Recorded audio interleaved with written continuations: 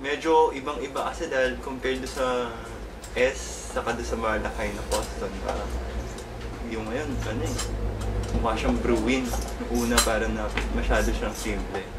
About sa fit ng shoe, kaya pala ganun kasimple, sobrang gaan, sobrang flexible ng shoes. Talagang nag-focus sila sa function nung mismong shoe sa skateboarding, hindi sa fashion.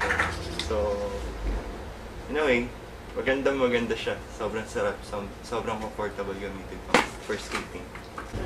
Manipis pero siguro nasa 3 layers naman yung side niya.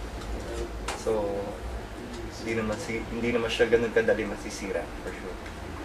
Ganda! Sobrang slim na shoe. Yun nga, para sabi ko kanina, para siyang Bruin.